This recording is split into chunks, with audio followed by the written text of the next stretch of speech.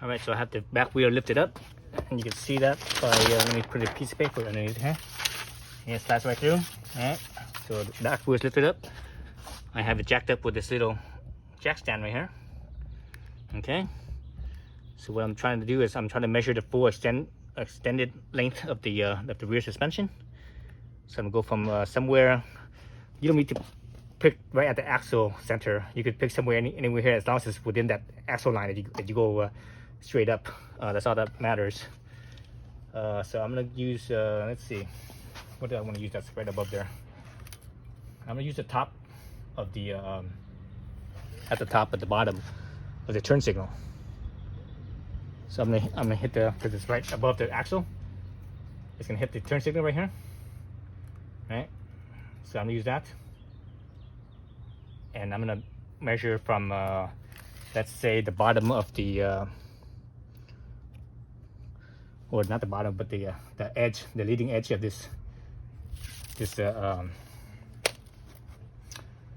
say this nut right here, or this nut holder, or even right here. It doesn't matter, you know. Just pick one and do it. So I'm gonna do this in millimeters. So I want this thing to go straight up. I want to measure the same spot every time, so that's important. So I'm going to as close to the center of the axle line as I can. I'm gonna measure right here at this tip right here, where my fingernail is at my thumb. So that is, let's see, 50 centimeters, 51 and a half centimeters. So that's 500, 200, 300, 400, 510, 515 millimeters. Okay, so 515 millimeters. Let's go to my little number thing here. So M1, 515 millimeters. Okay, so the target is 48.3, or in other words, let's round it to the nearest one, so which is 48 millimeters. So basically it's the same as the front, 48 millimeters. Okay, so now I need to drop the bike back down, and I need to sit on it and do the same measurement. This one's going to be a little bit more difficult because with the fork I have the zip tie that holds it in place. This one I have nothing to hold it in place, so actually maybe I should have did that measurement from right here to right here, because I might not be able to read this. I don't think I could read this here. Let me use a different spot. Actually, let me use a different spot. Let me measure from down here. So if I use this to say hook, if I hook it onto the right here like that, right? Oops, just missed the hook there. If I hook it onto right here, or even down right here, as long as it's where the axle center is, I should be all right. I might even, this might be close enough right here. No, I should be in. Oh, actually, you know what? I can hook it right to this axle. Okay, I do that. So I do that, hook it right at the axle center. So it's the biggest ledge, and I'm gonna go up here and measure. Oops. I'm gonna go up here and measure from. I'm gonna go straight up, right, from the axle center. I'm gonna go straight up, and my plate measure is gonna touch the back of my turn signal, and I'm gonna measure the top of the white piece here. So that would be the top of that white piece right there. So that would be 30. Let's see, 60 millimeters. Excuse me, 60 centimeters. 628. So I see that 628. So 628 millimeters. 628 millimeters. So 628. Let's change this number then. So the reason why I put it up there is so that way I could read it when I'm sitting on the bike. 628 millimeters. Okay. So again, our target sag is 48 millimeters, and we'll see where we're at. Okay. So let me put the bike back down, and we can do the measurement. All right. So I'm not sure how exactly I'm going to do this. I'm gonna have to sit like backwards or something. Sit backwards and just reach back towards the handlebars. So that way I can read here, or either that, or I can sit forward and turn my head, but that would throw the bike off balance. Let me try it both ways. Let's see what happens.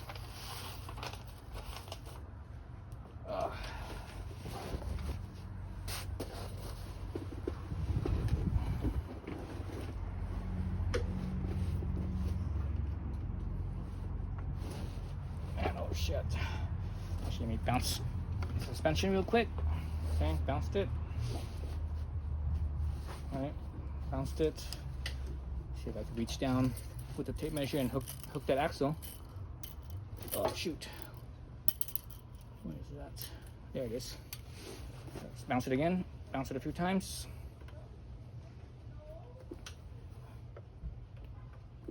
So let's hold it right there. Hold it right there, and let's see. Where is that at? That's 584.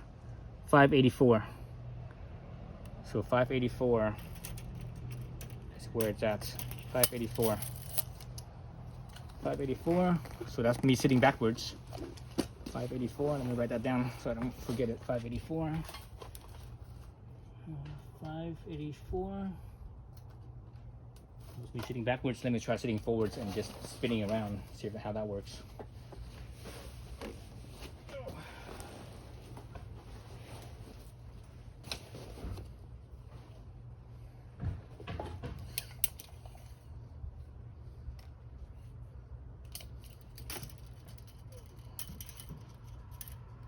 So again, this would totally be helpful if I had a helper. Oops.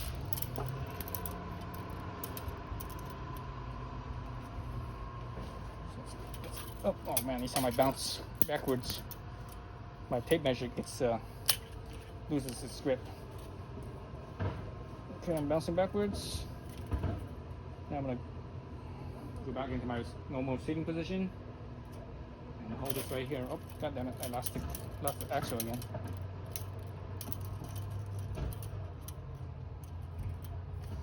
Okay.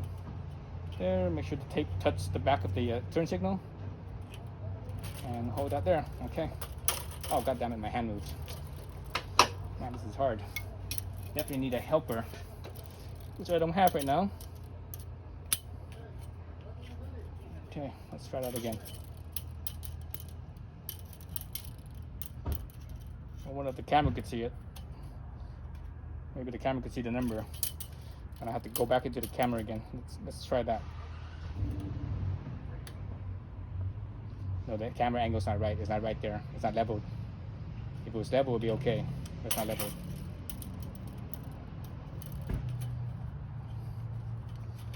Unfortunately, this thing doesn't have a measurement from the back side. So this one shows it as 58 and it's around 58 and a half. 58 and a half, which is pretty close to what my other measurement was. So let's use that same measurement that I had before, 154. That's pretty close. It's gonna be not 154, 184. Did I measure that right? Let's go look at it again. Let's do that again.